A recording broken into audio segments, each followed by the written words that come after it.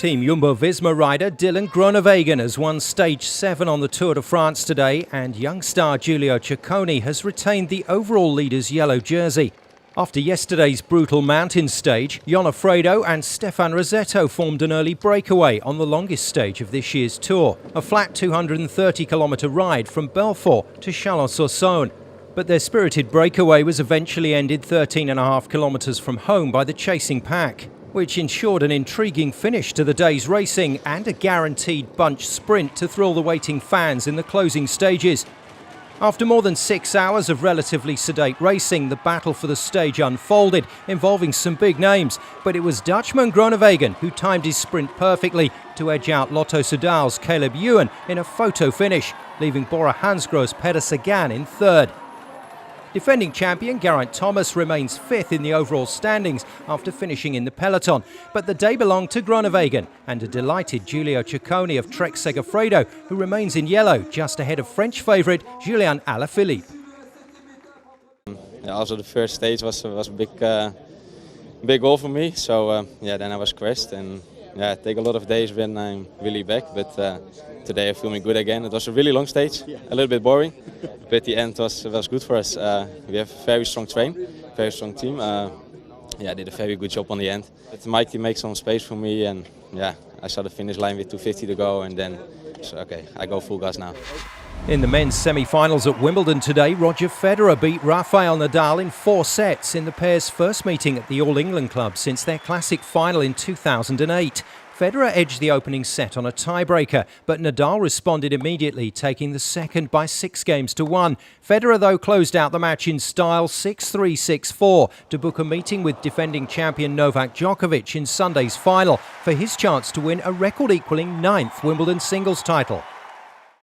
It's always very, very cool to play against Rafa here, and especially we haven't played in so long, and it lived up to the hype, especially from coming out of the gates. We're both playing very well.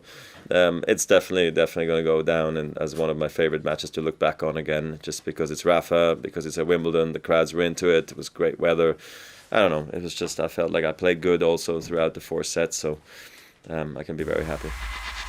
Novak Djokovic's route to the final was similar to that of Federer, as the #1 seed overcame Spain's Roberto Bautista Agut also in 4 sets. The Serbian star took the opening set by 6 games to 2, only for Bautista Agut, playing in his first Wimbledon semi-final, to win the second 6-4.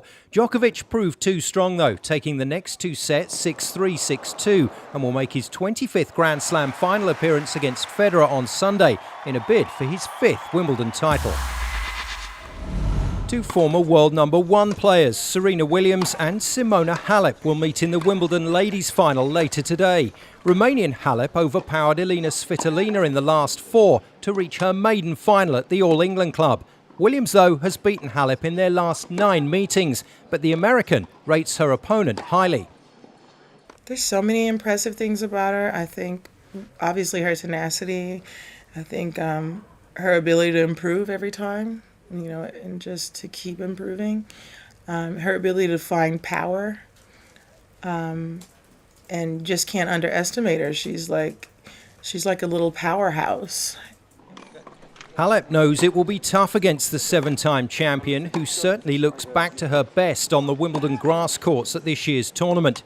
But the Romanian comes into the match mentally and physically ready for the challenge.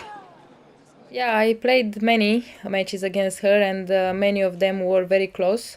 I have learned that I have the chance, and now if I face her, I will believe that I have my chance to win against her. I feel stronger mentally facing her, and we will see what is going to happen. It's just a big challenge for me. An 8th victory for Williams, though, would make history, equalling Margaret Court's record of 24 major singles titles.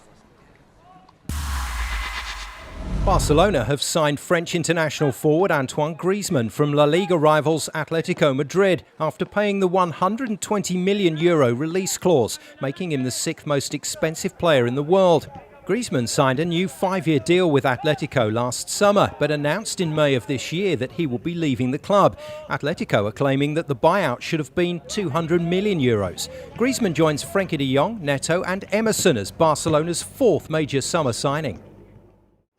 Manager Aliou Cisse and Liverpool's Sadio Mane were preparing with the Senegal squad for their Africa Cup of Nations semi-final meeting with Tunisia in Cairo this Sunday, following their 1-0 win over Benin in the last 8 with a second-half goal from Idrissa Gueye. Forward Sada Thioub confirmed the feeling in the Senegal camp heading into the match.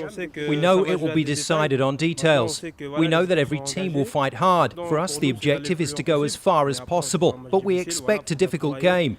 We have to work well and to perform well on D-Day. But Senegal has mental strength. We showed it during the knockout stage.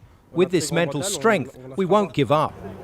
Cisse has kept everyone guessing with his constant changes to the lineup at the tournament. Every detail has been covered in the build-up, including the possibility of penalties, as Senegal continue to strive for their first Africa Cup of Nations trophy.